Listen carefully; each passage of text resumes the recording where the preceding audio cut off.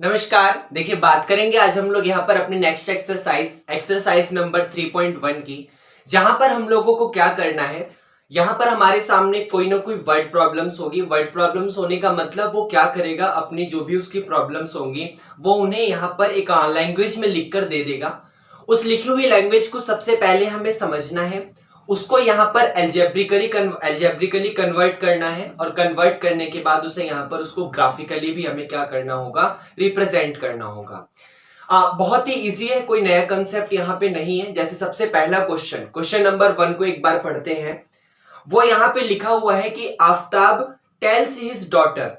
आफ्ताब जो है वो अपनी डॉटर से बोलता है 7 years ago, आज से 7 साल पहले, I was 7 times as old as you were. आज से 7 साल पहले मैं 7 times था। किसका 7 times था? जितनी आप आज है उसका 7 times कर दोगे तो यहां पर मेरी एज आ जाएगी, ये आफ्ताब ने कहा। देन उसके बाद ऑल्सो 3 years फ्रॉम नाउ, आज से 3 साल बाद, आई सेल बी, क्योंकि सेल बी का वर्ड है मतलब फ्यूचर की बात हो रही है, I shall be 3 times as old as you will be. मैं 3 times हो जाऊंगा आज उस समय आप जितनी भी एज की होंगी। Is not this interesting? ये क्या इंटरेस्टिंग है? तो हाँ, ये इंटरेस्टिंग है। Represent this situation algebraically and graphically.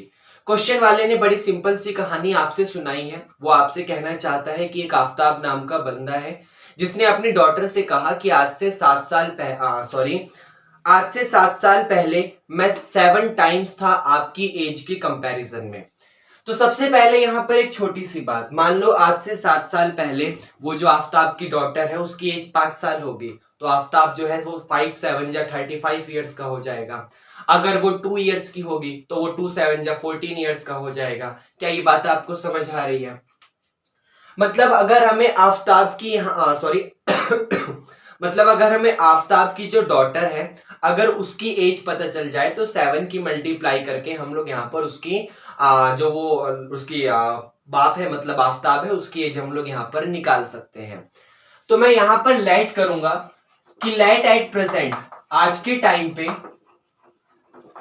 As of daughter, जो यहाँ पे डॉटर की एज है मैंने उसको यहाँ पर एक्स लेट कर लिया, क्योंकि आपको पता है मैथमेटिक्स में जो चीज नहीं मालूम होती उसको कुछ ना कुछ नाम दे दो। मुझे नहीं पता था कि आज जो उसकी डॉटर है वो कितने साल की है, मैंने एक्स लेट कर लिया। मुझे ये भी नहीं पता कि आज जो है वो आफ्ताब कितने ईयर का है, तो मैं उसे भी लेट करूंगा कि एज ऑफ आफ्ताब, जो आफ्ताब की एज है वो यहाँ पर वाई है, मैंने इसे भी लेट कर लिया। ये भी आपको समझ आया? अब क्वेश्चन में सबसे पहली वाली लाइन हो रही है आज से 7 साल पहले की। जैसे एग्जांपल के लिए अगर आज मेरी एज जो है वो 10 साल की है, तो आज से 7 साल पहले मैं सिर्फ 3 साल का रहा हूंगा। क्या ये आपको बात समझ आ रही है? वैसे ही अगर जो उसकी डॉटर है उसकी एज अगर आज एक्स है, तो बिफोर 7 ईयर, आज से 7 साल पहले जो उसकी डॉटर की एज है वो कितनी हो जाएगी? वो आपके पास यहाँ पर x-7 हो जाएगी। कितनी हो जाएगी? x-7 हो जाएगी। और जो आपके सामने आफ्ताब की एज होगी आज से 7 साल पहले, वो y-7 कर दो। एग्जाम्पल के लिए अगर आज से 7 साल अगर आज आफ्ताब की एज 25 साल है, तो आज से 7 साल पहले वो सिर्फ 18 साल का होगा। तो वही तो है, बस जो भी एज उनकी आज करंट की है, प्रेजेंट की है, आप उसमें से 7 माइनस कर दो, आज से 7 साल पहले की कहानी शुरू हो जाएगी। अब क्वेश्चन वाले ने कहा है कि आफ्ताब जो है आज से 7 साल पहले 7 times था अपनी डॉटर की एज का। मतलब आप उसकी डॉटर की एज में x-7 में 7 की मल्टीप्लाई कर दो, आपके पास आफ्ताब की एज y-7 आ जाएगी। ये कहानी भी समझ आई? भाई आपके पास आफ्ताब की जो एज है वो 7 times है उसकी डॉटर की एज के। तो अगर उसकी डॉटर की एज x-7 है, तो आप सिंपली x-7 में 7 की मल्टीप्लाई कर दो, उसका 7 times कर दो। 7 times करने का क्या मतलब है? आप उसकी 7 की मल्टीप्लाई कर दो, आपके पास आफ्ताब की एज y-7 आ जाएगी। याद रखना ये सारी की सारी कहानी आज से 7 साल पहले की चल रही है। ये आपको समझ आया? अब इसको हम लोग यहाँ पर सॉल्व करेंगे, तो सॉल्व करने के लिए काम करते हैं, 7 की मल्टीप्लाई अंदर कर देते हैं। ये रिजल्ट हमारा यहाँ पर हो जाएगा y माइनस का 7 इज इक्वल टू 7 की मल्टीप्लाई x में कर दो 7x माइनस का 7 की 7 में कर दो, यहाँ पर 49 आ जाएगा। नंबर एक तरफ इक्वेशन जो आपके सामने वेरिएबल है उसे एक तरफ ले जाओ। कहने का ये मतलब है कि आप प्लस के 7x को उठाकर इधर ले आओ। भाई आपका ये यहाँ पर y माइनस का 7x हो जाएगा और माइनस का 7 उस तरफ जाके प्लस हो जाएगा, तो माइनस का 49 प्लस 7 जिसका मतलब माइनस का 42 आ गया। तो y माइनस का 7x is equal to minus का 42। ये आपकी पहली इक्वेशन तैयार हो चुकी है, इसको आप लोग याद रखिएगा। अब बात होगी यहाँ पर अपनी नेक्स्ट लाइन की, और नेक्स्ट लाइन में लिखा हुआ है कि आई शैल बी 3 टाइम्स, मतलब आज से 3 साल बाद मैं 3 टाइम्स हो जाऊंगा as old as you will be. अब यहाँ पे ये सारी बात बिफोर 7 इयर्स की थी, तो उनकी अगर आज प्रेजेंट एज मान लीजिए आफ्ताब की आज के टाइम पे प्रेजेंट एज एग्जांपल के लिए 20 हुई, तो आज से 3 साल बाद वो 23 साल का हो जाएगा। क्या कहानी समझ आ रही है? तो हम लोग भी यहाँ पर फिर से अपनी प्रेजेंट एज पर आ जाएंगे। भाई प्रेजेंट एज कौन कौन सी है? डॉटर की x और आफ्ताब की y। तो आफ्टर 3 ईयर 3 साल बाद, आफ्टर 3 इयर्स 3 साल बाद जो उसकी यहां पर डॉटर है उस डॉटर की एज क्या हो जाएगी? सिंपल है, आप x में 3 को प्लस कर दो। समझ आ रहे हैं? अगर आज वो x साल की हुई तो आज से 3 साल बाद वो x प्लस 3 की हो जाएगी ना। अगर आपको आफ्ताब की एज चाहिए तो उसके लिए आप क्या कर दो, अपने y में 3 को प्लस कर दो। ये भी आपको समझ आया? भाई x में 3 प्लस कर दो, डॉटर की 3 साल बाद की एज आ जाएगी आज के कंपैरिजन में। y में 3 को प्लस कर दो तो आफ्ताब की 3 साल की एज आ जाएगी आज के कंपैरिजन में। अब आफ्ताब ने कहा था कि आज से 3 साल बाद, आज से 3 साल बाद ये आफ्ताब 3 टाइम्स होगा इस डॉटर की एज में। मतलब आपके पास जो ये x प्लस का 3 लिखा हुआ है, अगर आपने इसका 3 टाइम्स कर दिया तो आपके पास यहाँ पर आफ्ताब की एज y प्लस का 3 आ जाएगी। इतना भी आपको समझ आया? अब 3 की मल्टीप्लाई अंदर कर दो, तो यहाँ पे आपका ये y प्लस का 3 तो एज इट इज रहेगा। जब आप 3 की मल्टीप्लाई अंदर करोगे तो 3 की x में करते ही आपका 3x आ जाएगा, और 3 की मल्टीप्लाई 3 में करते ही आपका यहाँ पर 9 आ जाएगा। फिर से नंबर एक तरफ, वेरिएबल एक तरफ। कहने का मतलब है ये प्लस का 3x इस तरफ आके माइनस हो गया, तो y माइनस का 3x is equal two plus का 3 उस तरफ जाके माइनस, तो 9 में से 3 गया तो 6। और आपके सामने दूसरी इक्वेशन भी तैयार हो चुकी है। दोनों इक्वेशन को हमें एल्जेब्रिकली रिप्रेजेंट करना था, हमने कर दिया। अब इसी चीज को हम लोग यहाँ पर ग्राफिकली रिप्रेजेंट करेंगे, जिसके लिए मैं अपनी इस पूरी की पूरी कंडीशन को मिटाऊंगा। सिर्फ मुझे यहाँ पर इन दोनों इक्वेशन की जरूरत पड़ेगी। क्या आपको ये समझ आया? ओके। आपके पास यहाँ पर ये दोनों की दोनों इक्वेशन को हमने ऊपर लिख लिया है। अब हम लोग यहाँ पर क्या करेंगे, इसको ग्राफिकली रिप्रेजेंट करेंगे। अब याद करिए अगर आपको किसी इक्वेशन को ग्राफिकली रिप्रेजेंट करना है तो सबसे पहले आपको क्या करना होता है, उसकी एक्सिस को बनाना होता है। जैसे ये आपकी एक्स एक्सिस है, ये यहाँ पर जनरली रफली हमने बनाया वाई एक्सिस है। आपको यहाँ पर एक छोटी सी बात तो पता होती है ना कि जो ये एक्स एक्सिस होता है, इस एक्स एक्सिस पर वाई क्या होता है? वाई आपका 0 होता है, क्योंकि एक्स एक्सिस पर या तो आप राइट में जा सकते हो या तो आप लेफ्ट में जा सकते हो, लेकिन जो वाई होता है वो ऊपर या नीचे जाने पर बढ़ता है। मतलब इस एक्स एक्सिस पर वाई आपका क्या होता है, इस एक्स एक्सिस पर y आपका 0 होता है। सेम उसी कंडीशन में मैं कह सकता हूं कि अगर आप इस y एक्सिस पे बात करेंगे तो इस y एक्सिस पे आपका x क्या हो जाएगा, तो y एक्सिस पे x 0 और x एक्सिस पर आपका y 0। समझाने वाली पूरी की पूरी बात ये है कि आप लोग अपनी क्या करो, इक्वेशन में अगर आपको इक्वेशन को ग्राफ पे रिप्रेजेंट करना है तो आप लोग अपनी इक्वेशन में एक बार x को 0 पुट कर दो और एक बार y को 0 पुट कर दो। एग्जाम्पल के लिए सबसे पहले अगर मैंने यहां पर अपनी इस वाली इक्वेशन में x की जगह 0 पुट कर दिया तो मुझे y देखे क्या मिल जाएगा, y माइनस का 7 0 में 0 इज इक्वल टू माइनस का 42, तो finally y is equal to minus 42 आपके पास आ गया। सेम वैसे ही अगर आप लोग यहां पर पुट कर दोगे y इज इक्वल टू 0, तो यहां पर y की जगह 0 पुट करने पर ये हो जाएगा माइनस का 7x इज इक्वल टू में आपके पास माइनस का 42, माइनस से माइनस कैंसिल, 7 6 जा 42 आ गया, तो आपके पास x की वैल्यू कितनी आ गई, x की वैल्यू 6 आ गई और y की वैल्यू माइनस का 42। सेम वही काम हम लोग यहां पे करेंगे। अपनी इस वाली इक्वेशन में एक बार हम लोग यहां पर पुट कर देंगे x इज इक्वल टू 0। तो जब हम x की जगह 0 पुट करेंगे तो y इज इक्वल टू आपके पास 6 आ गया, यहां पर y इज इक्वल टू आपके पास 6 आ गया। और जब आप यहां पर पुट कर दोगे y इज इक्वल टू 0, तो y 0 हो जाएगा, तो आपके पास ये बचेगा माइनस का 3x और ये इज इक्वल टू में आपके पास 6 लिखा हुआ है, 3 2 जा 6 होता है, माइनस उस तरफ चला गया तो x की वैल्यू माइनस का 2 आ गई। इतना भी आपको समझ आया। अब हम लोग क्या करेंगे, अपनी इस चीज को यहां पर ग्राफ पे रिप्रेजेंट करेंगे, जिसके लिए मैंने यहां पर अपने जो कार्टेशियन कोऑर्डिनेट है मतलब कार्टेशियन एक्सिस उसको बनाया। अब सबसे पहले ध्यान से देखिए, इस वाली इक्वेशन में y आपके पास माइनस का 42 है और x आपके पास 6 है। जनरली अगर मैं बात करूं तो y ऊपर की तरफ प्लस होता है और नीचे की तरफ आपका माइनस होता है। तो माइनस का 42 तो आपको यहां पर नीचे की तरफ मिलेगा ना, मतलब यहां पर कहीं आपके पास माइनस का 42 आ गया। इतना आपको समझ आया। x जो है वो आपके पास यहां पर 6 है, तो x की वैल्यू 6 जो है वो प्लस की आपको यहां कहीं मिलेगी 1 2 3 4 ऐसे करके, मान लीजिए एग्जांपल के लिए यहां पर आपको 6 मिलेगा। इतना आपको समझ आया। तो y की वैल्यू माइनस 42 है जो कि पॉइंट आपका ये रहा, और x की वैल्यू आपकी 6 है जो कि पॉइंट आपका ये रहा। आप एक काम करो, दोनों के दोनों को अपनी एक स्ट्रेट लाइन से, मतलब दोनों पॉइंट को अपनी एक स्ट्रेट लाइन से ज्वाइन कर दो। इतना भी आपको समझ आया। वही सेम काम हम लोग यहां पर करेंगे।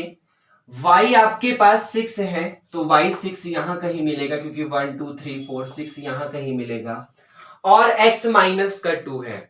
x एक्सिस राइट में पॉजिटिव होता है, लेफ्ट में माइनस का होता है, तो माइनस का 2 आपके पास यहां पर कहीं आ जाएगा।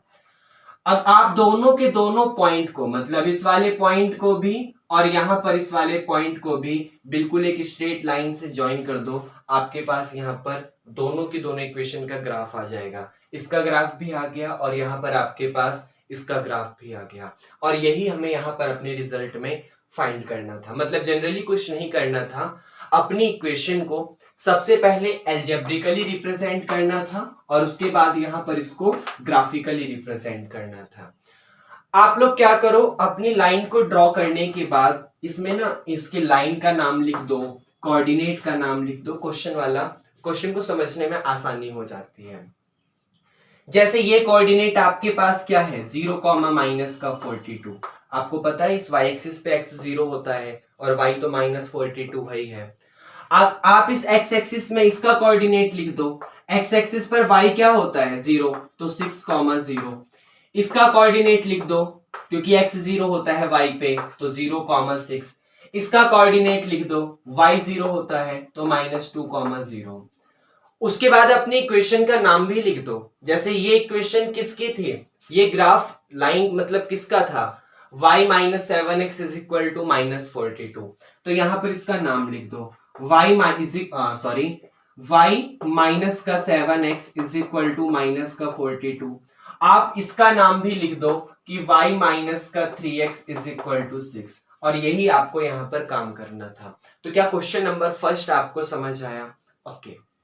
उसके बाद आपका यहां पर एक्सरसाइज नंबर 3.1 का क्वेश्चन नंबर 2 है। The coach of a cricket team buys 3 balls, मतलब जो आप किसी एक क्रिकेट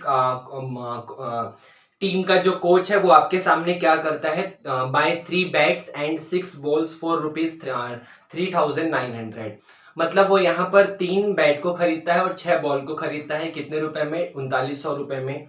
लेटर बाद में सी बाइज अनदर, वो क्या करती हैं, वो बाय करती हैं अनदर बैट, एक और बैट, और 3 मोर बॉल, और 3 और ball for the same kind ₹1300, मतलब 1300 रुपए में फिर से वो दोबारा से एक बैट और 3 बॉल को खरीद के लाती हैं। Represent this situation algebraically and graphically. आपको क्या करना है, इसको यहाँ पर एल्जेब्रिकली और ग्राफिकली रिप्रेजेंट करना है। अब ध्यान से सुनो। सबसे पहले क्वेश्चन वाले ने हमें ऑलरेडी कहा है कि 3 बैट्स एंड 6 बॉल्स फॉर ₹39,000 या फिर 1 बैट और 3 बॉल्स फॉर ₹1300। ये क्वेश्चन वाले ने हमें यहाँ पर कहा हुआ है। अब उसकी कॉस्ट कितनी है ये हम लोगों को यहाँ पर नहीं पता। यहाँ पर ये बात मैं क्यों कर रहा हूँ, क्योंकि ध्यान से सुनो। मान लीजिए आप लोग यहाँ पर कभी मार्केट जाते हैं, कहाँ जाते हैं आप लोग, मान लीजिए मार्केट जाते हैं, और मार्केट में जाके एग्जांपल के लिए मैंने आपसे कहा कि आप लोगों ने मान लीजिए मोमोज लिए, और अगली लाइन में मान लीजिए मैंने आपसे कहा कि आप लोगों ने बर्गर लिया। क्या आपको ये भी समझ आया? मान लीजिए आपने यहाँ पर 2 प्लेट मोमोज ली हैं और टोटल 3 आपने यहाँ पर बर्गर लिए हैं। 2 प्लेट मोमोज और 3 प्लेट आपने 3 यहाँ पर आपने बर्गर लिया है। अब ध्यान से सुनना। अब मैं आपसे अगर ये कह दूं कि ये दोनों का दोनों काम आपका यहाँ पर एग्जाम्पल के लिए कुछ भी लेट कर लो, कुछ भी लेट कर लो, एग्जाम्पल के लिए 50 रुपए में आपने ये दोनों का दोनों काम यहाँ पर करा है। 50 रुपए में आप 2 मोमोज लेकर आए हो और 3 बर्गर लेकर आए हो। ये आपको समझ आ रहा है? तो ये 50 रुपए कैसे आया? जब आपने मोमोज की क्वांटिटी में उसकी कॉस्ट की मल्टीप्लाई करी होगी, जब आपने बर्गर की क्वांटिटी में उसकी कॉस्ट की मल्टीप्लाई करी होगी और दोनों को प्लस करा होगा, तभी तो आपके पास यहाँ पर ये वाला 50 आया। ये आपको समझ आ रहा है? एग्जाम्पल के लिए मैंने लेट किया कि मोमोज का जो प्राइस है वो भी 10 रुपए प्लेट है, बर्गर का जो प्राइस है वो भी यहाँ पर 10 रुपए प्लेट है, तभी तो आपके पास 10 2 जा 20 और 10 3 जा 30, फिर 20 + 30 50 आया। क्या ये बात आपको समझ आ रही है? मतलब वैसे ही सेम हमें क्वेश्चन वाले ने कहा है। उसने कहा है कि वो 3 बैट्स और 6 बॉल 3900 रुपए में लाता है, वो 1 बैट और 3 बॉल 1300 रुपए में लाता है, तो उसको ग्राफिकली और अलजेब्रिकली रिप्रेजेंट करो। मतलब हमें यहाँ पर कॉस्ट के बारे में नॉलेज नहीं है कि उस बैट और बॉल की कॉस्ट क्या है, तो मैं यहाँ पर लेट करूंगा कि कॉस्ट ऑफ बैट, सबसे पहले बैट की बात करते हैं। कॉस्ट ऑफ 1 बैट को मैंने यहाँ पर x लेट करा, और कॉस्ट ऑफ, ये 1 का एग्जांपल है, या कॉस्ट ऑफ 1 बैट x और कॉस्ट ऑफ 1 बॉल आपके सामने यहाँ पर y है। ये चीज आपको समझ आ रहा है? अब सबसे पहले वाली लाइन में लिखा है कि आपके सामने 3 बैट है और 6 बॉल है 3900 रुपीज में। मतलब आप क्या करो, क्वांटिटी की उसकी कॉस्ट में मल्टीप्लाई कर दो, क्वांटिटी की कॉस्ट में मल्टीप्लाई कर दो, दोनों को प्लस कर दो, टोटल अमाउंट आ जाएगा। सेम वैसे ही बैट आपके पास, बैट की कॉस्ट x है और क्वांटिटी 3 है। मतलब अगर आप 3 में x की मल्टीप्लाई करोगे और जो बॉल है उसकी कॉस्ट y है और बॉल की क्वांटिटी 6 है, मतलब आप 6 में y की मल्टीप्लाई करोगे तो रिजल्ट आपके पास 3900 आ जाएगा। सिंपली है कि क्वांटिटी में कॉस्ट की मल्टीप्लाई करो, क्वांटिटी में कॉस्ट की मल्टीप्लाई करो, दोनों को प्लस करो, रिजल्ट आपके पास टोटल अमाउंट आ जाएगा। इतना आपको समझ आया? सेम वैसे ही आपके पास नेक्स्ट इक्वेशन बनेगी। यहां पे लिखा हुआ है C buys another bat and 3 more balls. वो एक और बैट खरीदती है और 3 बॉल को खरीदती है। तो अब एक और बैट, मतलब फिर से 1 में मल्टीप्लाई कर दो बैट के कॉस्ट की x की, फिर 3 और बॉल खरीदती है, मतलब इस y में मल्टीप्लाई कर दो अपने 3 की क्वांटिटी की कॉस्ट में मल्टीप्लाई कर दो, और दोनों को प्लस करने पर आपका 1300 आएगा, जो कि हम लोगों को यहाँ पर ये बताएगा कि इस इक्वेशन मतलब क्या बनेगा, उस वर्ड का इक्वेशन क्या बनेगा ग्राफिकली। ये आपको समझ आ रहा है? Sorry, algebraically. अब हम लोग क्या करेंगे, हम लोगों ने अपनी इक्वेशन को जनरेट कर लिया है, मतलब अलजेब्रिकली वाले पोर्शन तक हमने सॉल्व कर लिया। अब हम लोग इसको यहाँ पर ग्राफिकली रिप्रेजेंट करेंगे, तो ध्यान से समझना। ग्राफिकली रिप्रेजेंट करने के लिए सबसे पहले आप एक बार x को 0 पुट करो तो y एक्सिस का कोऑर्डिनेट मिलेगा, y को 0 पुट करोगे तो x का कोऑर्डिनेट मिलेगा। जैसे इस वाली क्वेश्चन में मैंने यहां पर मान लीजिए x की जगह, सबसे पहले x की जगह 0 पुट करा, तो मेरे पास आ जाएगा यहां पर 0 प्लस का 6y इज इक्वल टू 3900। इतना आपको समझ आया? 6y is equal to 3900। इसको कैंसिल कर दो, यहां पर ये कितने से कैंसिल होगा, आई थिंक 2 से हो जाएगा। नहीं, पहले 2 से करते हैं। 2 3 जा 6 और यहां पर आपके पास 2 1 जा 2 19 हो गया, 2 9 जा 18, 2 5 जा 10, 0 का 0 उसको 3 से कैंसिल करते हैं तो 3 6 जा 18 आ जाएगा, 3 5 जा 15 और 0 का 0, मतलब y आपके पास 650 रुपए आ गया। उसके बाद आप y आपके पास आ चुका है सॉरी, इस बार क्या करो, y को 0 पुट कर दो, x आ जाएगा। y 0 पुट करा मतलब ये 0 हो गया, तो बचा क्या आपके पास 3x इज इक्वल टू 3900 आ गया। इसको 3 से कैंसिल करोगे तो 13 3 जा 39 और ये डबल 0 एज इट इज, मतलब x आपके पास 1300 आ गया। ये आपको समझ आया। सेम वही काम हम लोग यहां पर करेंगे। अगर मान लीजिए आप लोगों ने यहां पर पुट करा x इज इक्वल टू 0 उस वाले रिजल्ट में, तो आपके पास आ जाएगा 3y, क्योंकि ये तो 0 हो गया, तो 3y इज इक्वल टू 1300 आ गया। 1300 आपका 3 से हो जाएगा क्या? नहीं होगा, कैंसिल। तो एक काम करो, y इज इक्वल टू आपके पास 1300 डिवाइडेड बाय 3, और 1300 बाय 3 की अप्रोक्सीमेट वैल्यू कितनी होती है, इसको सॉल्व कर लेते हैं। यहाँ पे 3 4 जा 12, 1 बचा 0 कॉपी करा, 3 3 जा 9, 1 बचा 0 कॉपी करा, 3 3 जा 9, मतलब 43.33 अप्रोक्सीमेट, 43.33 अप्रोक्सीमेट। वैसे ही आप लोग यहाँ पर y को 0 पुट कर दो, आपके पास x का कोऑर्डिनेट आ जाएगा, मतलब ये यहां पर हो गया, आपने पुट किया y इज इक्वल टू 0, आपके पास आ गया x इज इक्वल टू 1300। कितना आ गया? x is equal to 1300। अब यहां पर हम लोग इसको ग्राफिकली रिप्रेजेंट करेंगे, तो ध्यान से समझिएगा। सबसे पहले x आपका 1300 है, तो जो x आपको 1300 मिलेगा वो अप्रोक्सीमेट आपको यहां कहीं पर मिल जाएगा। एग्जाम्पल के लिए मैंने लेट करा, ये x आपका यहाँ पे 1300 है, आप समझ रहे हैं।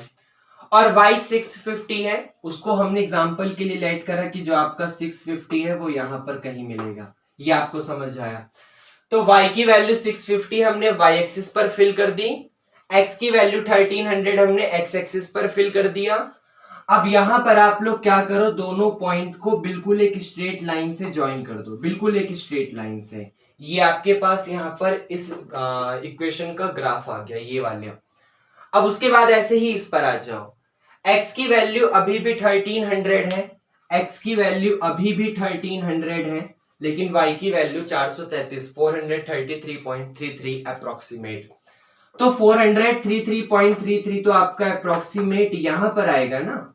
अब दोनों को क्या करो, इस वाले पॉइंट को, क्योंकि दोबारा भी x की वैल्यू तो 1300 थी और y आपके पास 433 आ गया, तो फिर से दोनों को क्या करो, बिल्कुल एक स्ट्रेट लाइन से ज्वाइन कर दो इस तरीके से, और आपके पास ये वाला ग्राफ आ जाएगा। ये किसका ग्राफ आ जाएगा यहाँ पर? ये आपके पास यहाँ पर ये आपके पास यहाँ पर इसका ग्राफ आ गया। ये दूसरी इक्वेशन है, ये आपको समझ आ रहा है। पहली equation x plus 3y is equal to 1300 और दूसरी equation 3x plus 6y is equal to आपका 3900।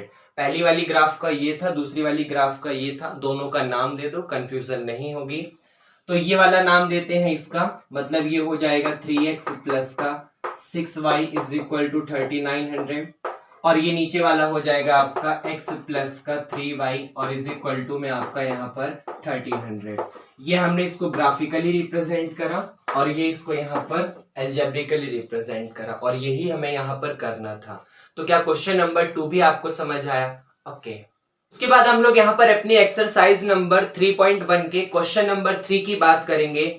The cost of 2 kilogram of apples and 1 kilogram of grapes on a day was found to be ₹160। मतलब आपने क्या करा, 2 kilo Apple और 1 kilo अंगूर को आपने यहाँ पर देखा कि उसकी जो कॉस्ट है वो यहाँ पर 160 रुपीज है। आफ्टर ए मंथ, कुछ समय बाद आपको ये पता चला, कुछ महीने बाद, the cost of 4 kilogram Apple and 2 kilogram grapes is 300। Represent the situation algebraically and graphically. मतलब आप फिर से वही वाली कहानी आ गई कि आप अपनी क्वांटिटी में कॉस्ट की मल्टीप्लाई कर दो, आपके पास अमाउंट आ जाएगा। आप अपनी क्वांटिटी में कॉस्ट की मल्टीप्लाई कर दो, अमाउंट आ, ये वही कहानी बार बार चल रही है जो हमने क्वेश्चन नंबर 2 में करा है। तो सबसे पहले एप्पल 2 किलोग्राम है और ग्रेप्स आपके पास 1 किलोग्राम है। तो मैं यहां पर क्वेश्चन नंबर 3 में लेट कर लेता हूं कि कॉस्ट ऑफ 1 किलोग्राम एप्पल, याद रखिएगा कोस्ट हमेशा 1 की यूनिट केस की लेट करो कोस्ट। तो cost of 1 kilogram apple x है और cost of 1 kilogram grapes, 1 kilogram grapes आपके पास यहाँ पर y है। इतना आपको समझ आया। तो क्वांटिटी में कोस्ट की मल्टीप्लाई वही करेंगे जैसे सबसे पहले है 2 किलोग्राम ऑफ एप्पल और 1 किलोग्राम ग्रेप्स 160 रुपीज में। मतलब अपने x में 2 की मल्टीप्लाई कर दो, अपने y में 1 की मल्टीप्लाई कर दो और दोनों को प्लस कर दो, तो जो भी अमाउंट आएगा वो 160 के इक्वल आएगा। मतलब आपके पास 2x प्लस का y अब 160 आ गया यहाँ पे रुपीज। आपको ये समझ आया। सेम वही काम अपनी दूसरी वाली लाइन में करो, डायरेक्ट करना सीखो कि the cost of 4 kilogram apple. इस बार एप्पल कितने आ गए 4, तो 4 इंटू में x और ग्रेप्स कितने हैं 2 किलोग्राम, तो 2 इंटू में y, कोस्ट कितनी है 300, तो इज इक्वल टू आपका 300। इसको ढंग से लिखोगे तो ये आ गया आपके पास 4x प्लस का 2y इज इक्वल टू यहाँ पर 300। दूसरी इक्वेशन भी आपके सामने जनरेट हो चुकी है।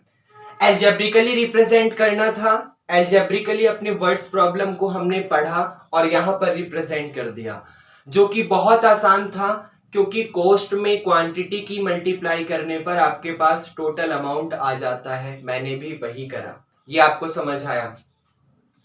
अब ग्राफिकली रिप्रेजेंट करने के लिए क्या करो, एक बार x 0 पुट कर दो और एक बार y को 0 पुट कर दो।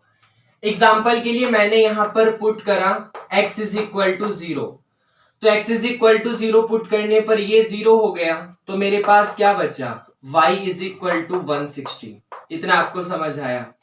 सेम वही काम मैंने किया, अगली बार पुट कर दिया y इज इक्वल टू 0 और y को 0 पुट करने पर मेरे पास आ गया 2x इज इक्वल टू 160।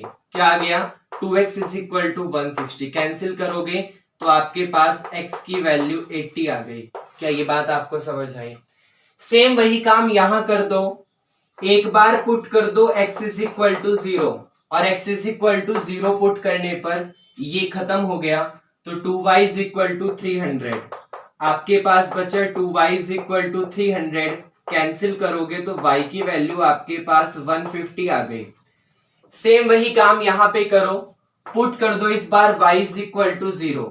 क्या पुट करोगे y इज इक्वल टू 0 और जब आपने y 0 पुट किया तो 4x इज इक्वल टू 300 आ गया। 4x इज इक्वल टू 300 आ गया। कैंसिल करोगे तो आई थिंक 75 4 जा 300 होता है। आप लोग चेक करिएगा, x की वैल्यू आपके पास 75 ही आएगी। क्या आपको ये समझ आया? अब दोनों को हमें ग्राफिकली रिप्रेजेंट करना है, तो ये हमारा x एक्सिस, ये y एक्सिस। आ जाओ, x कितना है 80 है और y कितना है 160 है, तो x 80 तो आपको यहां कहीं मिलेगा ना, तो आपने यहां पर x को 80 लिख दिया और यहां कहीं आपको y 160 मिलेगा ऊपर की तरफ, तो यहां पर 160 लिख दिया। दोनों को क्या करो, इन दोनों के दोनों पॉइंट्स को बिल्कुल एक स्ट्रेट लाइन से यहां पर आपस में ज्वाइन कर दो। क्या ये आपको समझ आया? वही सेम काम, अच्छा इसका नाम लिख दो, तो ये इसका क्या नाम है 2x plus y is equal to 160। Okay, same वही काम यहां पर करो। y आपका 150 है, तो 160 से नीचे यहां पर कहीं आपको y 150 मिलेगा। x आपका 75 है, तो 80 से जस्ट पहले यहां पर कहीं आपको 75 मिलेगा। दोनों को क्या करो, फिर से एक स्ट्रेट लाइन से यहां पर आपस में ज्वाइन कर दो, जो कि आगे चल के कहीं टच वगैरह करेंगे। तो ये वाला और ये वाला आपके पास यहां पर आ गया। इसका नाम भी लिख दो, क्या नाम है इसका 4x प्लस का 2y इज इक्वल टू 300। बस हमें यही काम यहां पर आपको करना था और यही हमारा यहाँ पर ग्राफिकली सॉल्यूशन है। तो एक्सरसाइज 3.1 में टोटल 3 क्वेश्चन थे, बहुत आसान थे। पहले अलजेब्रिकली रिप्रेजेंट करो और फिर ग्राफिकली रिप्रेजेंट करने के लिए एक बार x0 एक बार y0।